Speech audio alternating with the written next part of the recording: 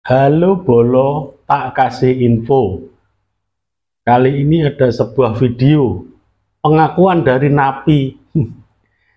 Napi ini mau ke masjid, mau sholat duhur siang hari. Tiba-tiba dipanggil dan dipertemukan dengan Bahar. Dan si Napi ini dihajar Bahar, tahu-tahu bawa pedang katanya.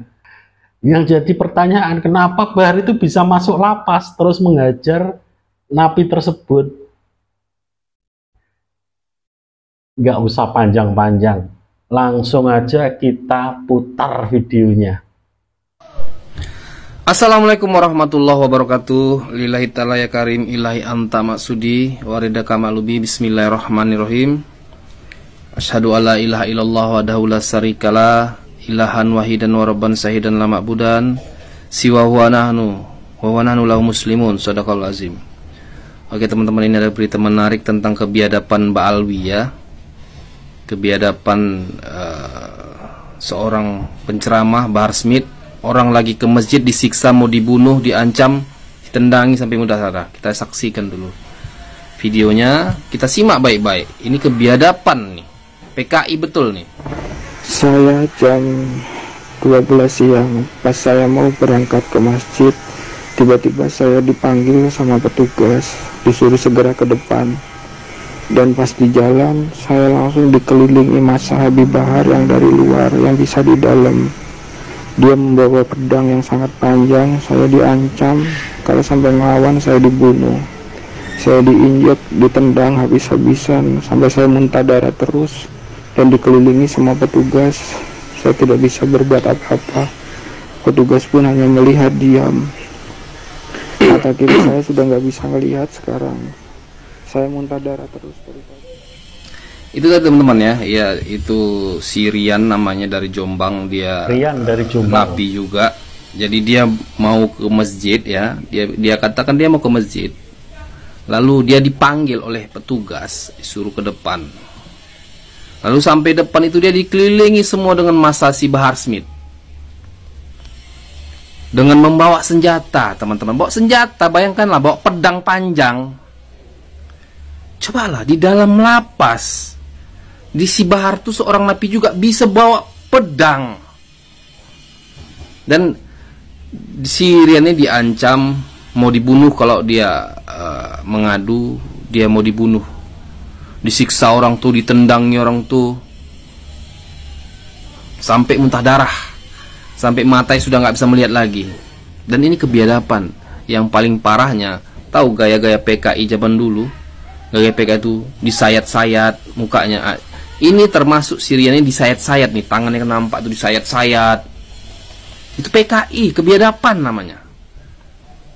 Cuman bayangkan gitu loh, kok bisa seorang petugas membiarkan masuk, membiarkan napi membawa pedang, menyiksa orang, tapi mereka tuh hanya melihat saja. Petugas tuh cuma melihat loh. Gila nggak nih? Kebiadaban nggak ini? Kan kurang ajar namanya. Orang sudah berusaha berbuat baik, berperilaku baik, mau ke masjid. Sebelum ke masjid, datanglah petugas menyuruh ke depan. Disitulah disiksa, ditendangi, diancam. Itu banyak loh pasalnya. Pasal penyiksaan, pasal pengancaman, pasal pembunuhan berencana, pasal kekerasan, banyak loh di situ. Itu si Bahar Smith tuh, manusia biadab tuh, PKI tuh, setannya tuh. Sampai mata Syrian ini gak bisa lagi melihat, sampai disayat-sayat. Dan ini membuka mata kita gitu sebenarnya, bahwa yang pertama, petugas bodoh, goblok, setannya tuh, dia dengan sengaja membiarkan itu terjadi. Bahkan dia melihat, menikmati itu. Cobalah, dia nikmati melihat napi disiksa.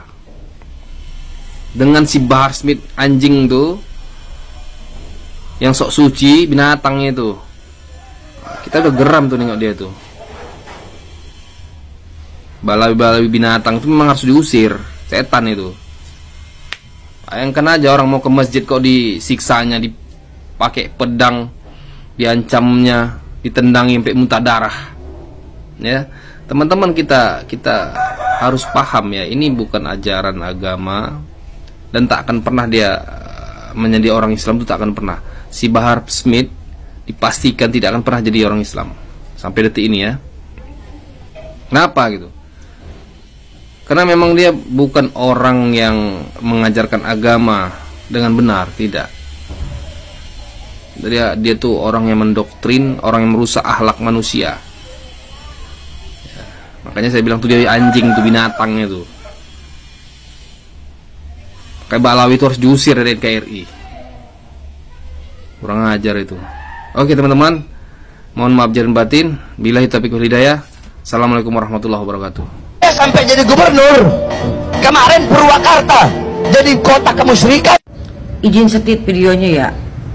Tolong Bapak Prabowo Subianto yang terhormat, saya pendukungmu, saya rakyatmu. Tolong bersikap tegas kepada pemerintahan Indonesia.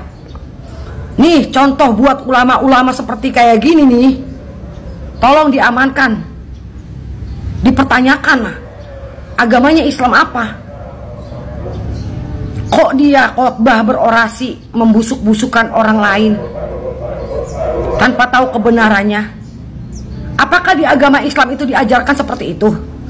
Tolong Pak, aktifkan lagi zaman Orde Baru di zaman Bapak Prabowo Subianto, biar tidak ada orang yang menghakimi sesuka hati, menghina, merendahkan, membusuk-busukan orang dengan cara berdalil agama. Saya mohon Pak, saya sebagai umat Islam merasa tidak nyaman melihat ulama-ulama Indonesia yang anarkis cara penyampaian dakwahnya, cara penyampaian agama Islam. Sedangkan di agama Islam, agama yang paling mulia buat saya Pak, tidak ada hukumnya orang mencaci, memaki, menghina, merendahkan seseorang di mimbar, di umum. Karena itu adalah aib seseorang Pak. Andaikan benar Deddy Mulyadi seperti itu, enggak layak dia menilai dan menghakiminya dengan secara brutal seperti itu. Kalau saya perhatikan, jujur, saya lebih baik Deddy Mulyadi daripada Bahar Smith. Tolong Pak, didengar suara rakyat.